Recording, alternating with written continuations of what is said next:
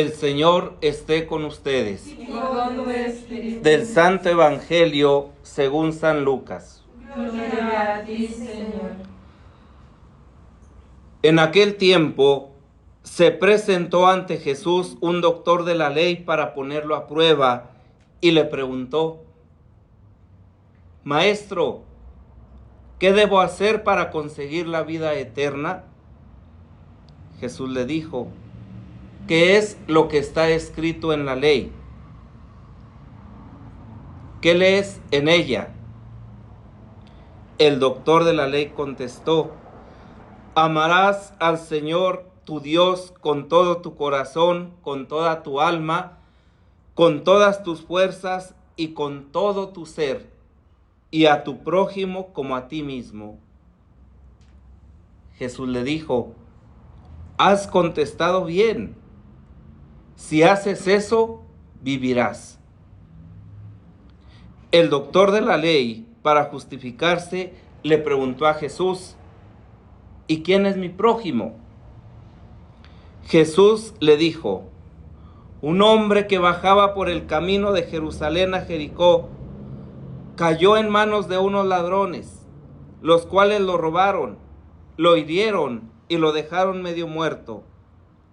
Sucedió que por el mismo camino bajaba un sacerdote, el cual lo vio y pasó de largo. De igual modo, un levita que pasó por ahí lo vio y siguió adelante. Pero un samaritano que iba de viaje, al verlo, se compadeció de él. Se le acercó, ungió sus heridas con aceite y vino y se las vendó. Luego lo puso sobre su cabalgadura, lo llevó a un mesón y cuidó de él. Al día siguiente sacó 2 denarios, se los dio al dueño del mesón y le dijo: cuida de él y lo que gastes de más te lo pagaré a mi regreso. ¿Cuál de estos 3 te parece que se portó como prójimo del hombre que fue asaltado por los ladrones? El doctor de la ley le respondió: el que tuvo compasión de él. Entonces Jesús le dijo: anda y haz tú lo mismo. Palabra del Señor. Gloria a ti, Señor Jesús. En este día en que pretendemos reflexionar un poquito en torno a la misión, si hubiéramos elegido la misa, ¿sí?, en referencia a un misionero, no hubiéramos acertado. No hay mayor misionero que San Pablo en la historia de la iglesia. Gracias a él, ¿verdad?, se sigue transmitiendo y sigue creciendo y se sigue dispersando la fe, ¿verdad?, a través de su ministerio, de sus cartas, de su apostolado, de su testimonio, de las comunidades, y que verdaderamente son un sustento para la iglesia actual. Pero si nosotros nos trasladamos un poquito antes todavía, pues vemos la misión de Jonás. Fíjense este texto tan maravilloso, ¿verdad?, donde está a prueba la vida no solamente de él, sino la vida de todos aquellos que van en aquella embarcación, y cómo cada uno se pone a rezarle a su Dios, a pedirle, a suplicarle, y el único que hace caso es el Dios de aquel que va huyendo, de aquel que no quiere encontrarse con él, de aquel que no acepta la misión que el Señor le está dando, que el Señor le está poniendo en sus manos. Y cuán importante es que nos demos cuenta de la necesidad que tenemos de que muchas de las veces, o la mayoría de las veces, no entendemos los planes, no entendemos los proyectos de Dios. No, constantemente podemos cuestionarnos y decir: bueno, Señor, pero ¿por qué a mí? ¿Pero por qué yo? Pero no te das cuenta. Y sin embargo, el Señor no solamente ha visto en nosotros la capacidad de poder llevar a cabo su voluntad, sino que nos ha dotado. Él ha puesto en nuestra vida, en nuestro ser, en nuestra vocación, la capacidad de poder responder y de poder corresponder.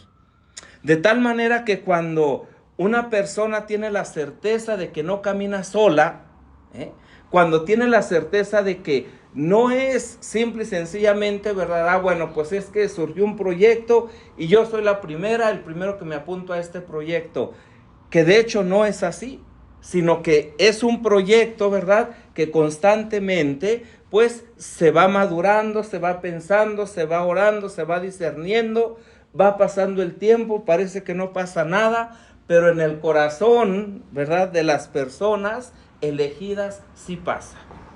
Y pasa a pesar de esa resistencia, a pesar de ese no querer, a pesar de ese miedo, a pesar de tantas cosas, tantas inseguridades que brotan precisamente de eso, de nuestra falta de fe, ¿sí? De nuestra falta de fe y de nuestra convicción de que el Señor es fiel. Él no nos va a fallar, ¿sí? Vamos a estar, ¿verdad?, en los momentos más álgidos, en las tormentas más grandes, en alta mar, y Dios estará siempre con nosotros y siempre estará con ustedes. Basta que recurramos a Él.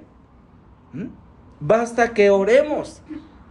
¿Qué hiciste, verdad? Los otros se quedan espantados porque el otro va huyendo del Señor. Y resulta que es ahí, en ese momento tan difícil, ¿sí?, en ese momento vital, porque se está jugando la vida. No solamente la vida de Jonás, sino la vida de todos los que van con él. Entonces, se pone en actitud de oración y el único que le va huyendo al Señor es el único que es escuchado.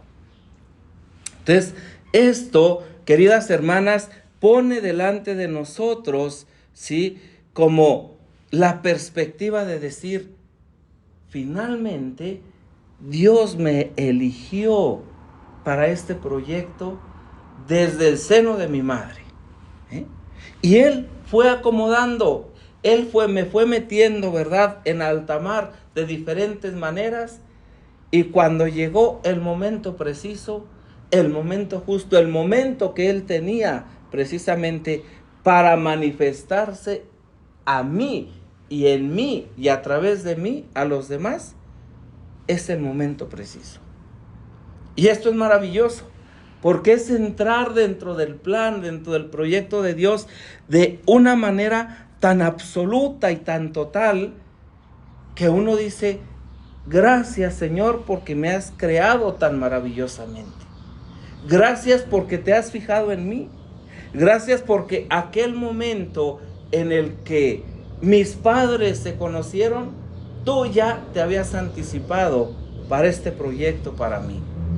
Y entonces esto, ¿verdad?, precisamente lo vamos a constatar en esta actitud del Evangelio, ¿sí? En esta actitud donde yo me hago prójimo del otro.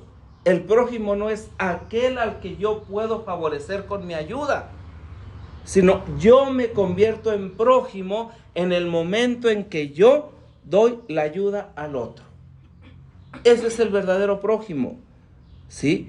Aquel que es capaz de palpar, de sentir, de tocar las heridas, ¿sí?, del que sufre, las heridas del enfermo, las heridas del pobre, las heridas de aquel que está viviendo una inseguridad en su camino y en su vida. Y entonces, cuando a mí el Señor me pone un corazón compasivo, es cuando yo me estoy convirtiendo en prójimo del otro. Y esto es muy importante, porque la parábola que nos presenta hoy Lucas, ¿verdad?, es de una enseñanza terrible. Ya sabemos que Lucas, ¿verdad?, pues era un hombre importante, era un hombre culto, era un médico. Y su evangelio precisamente, pues mucho está escrito para esta élite de gente.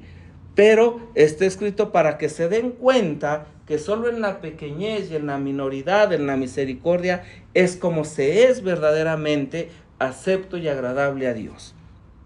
Y entonces tenemos, ¿verdad?, este evangelio. De Jerusalén a Jericó hay un desnivel, dicen, ¿verdad?, los geólogos, los estudiosos, aproximadamente de unos 1000 metros de Jerusalén, ¿verdad? Se empieza a bajar, y en torno a aquel lugar, bueno, pues está también el desierto, hay algunas cuevas, y se dice, ¿verdad?, que ahí era donde se resguardaban los bandidos, para precisamente, ¿verdad?, pues luego asaltar a los transeúntes que venían a la ciudad santa. Y seguramente, pues que esta parábola que presenta hoy Lucas, pues hace referencia a eso, ¿sí? Jesús va a situar la parábola del buen samaritano en este lugar para contestar a la pregunta de un maestro de la ley, ¿sí? Y este maestro de la ley no es cualquier maestro, es alguien que efectivamente conoce y sabe en qué consiste la ley, pero no la vive. Entonces, por eso Jesús le está diciendo, no te parezcas a los sacerdotes, no te parezcas a los levitas, ¿sí? Que ellos ven la injusticia, que ellos ven la maldad, que ellos ven el dolor, que ellos ven el sufrimiento y no son capaces, ¿sí?, de ponerse a la altura, de rebajarse hasta ese lugar para aliviar, para rescatar, para curar, para sanar. Tú no debes de actuar así. Si verdaderamente conoces la ley de Dios y esta está inscrita en tu corazón, entonces practícala. Porque no basta con conocer la ley, no basta con saber los mandamientos, no basta con sabernos, de aprendernos, ¿verdad?, la regla de Santa Clara de memoria. No, vive la fraternidad, vive la compasión, vive la misericordia, vive la comunión. Y esto es lo que verdaderamente te hará ciudadano, ciudadana del reino de Dios. Entonces Jesús, al relatar la parábola del buen samaritano, le da la vuelta a la pregunta. Más que pregunta, ¿quién es mi prójimo? Cada uno de nosotros ha de verse como prójimo de cualquiera. Ustedes se van a convertir en prójimo, ¿sí?, de la ciudad de San Giovanni Rotondo, en prójimo de las personas que vayan a tocar sus puertas, en prójimo de aquellos que necesiten de su oración y que a lo mejor ustedes no los van a ver y que a lo mejor nunca los van a conocer, pero van a estar ofrendando su vida por ellos. Entonces se convierten en prójimo cuando son capaces de salir de sí mismas, de su egoísmo, ¿sí?, de su hedonismo, de su ensimismamiento, ¿sí?, para ir al encuentro del otro. Y para ir al encuentro del otro desde esta perspectiva, desde la perspectiva de su estilo de vida, desde la perspectiva del gran aporte que ustedes hacen a la iglesia, a la sociedad, desde la perspectiva precisamente, ¿verdad?, de sostener, de mantener, de renovar una estructura que es la estructura de la iglesia. Y esto, ¿verdad?, pues precisamente encaja en este camino de misión, que es una misión que a lo mejor en ningún momento ustedes la pensaron, ni en ningún momento la planearon, ¿verdad? Pero que el Señor les vio a ustedes, ¿sí?, les vio con amor, el Señor se hizo su prójimo, ¿sí?, porque las vio, las eligió, está curando si hay alguna herida, y las está haciendo capaces precisamente de poder revitalizar, renovar, ¿verdad?, el Espíritu de Dios que hay en ustedes. Ante esta perspectiva, queridas hermanas, entonces el ser conscientes de esta misión significa abrazar, ¿sí?, la voluntad de Dios. Una voluntad de Dios que no siempre es fácil, ¿sí? Una voluntad de Dios que muchas de las veces nos lanza el reto verdaderamente de ser auténticamente libres para Él. Y entonces, en esta perspectiva, hoy le pedimos al Señor, por la intercesión de la Santísima Virgen María y de San Pablo, que nos ayude a convertirnos en prójimo de quien más lo necesite, de acuerdo a nuestro estilo de vida y a la misión que el Señor nos ha encomendado. Que Él nos conceda esta gracia y que la Santísima Virgen María nos acompañe siempre en este caminar.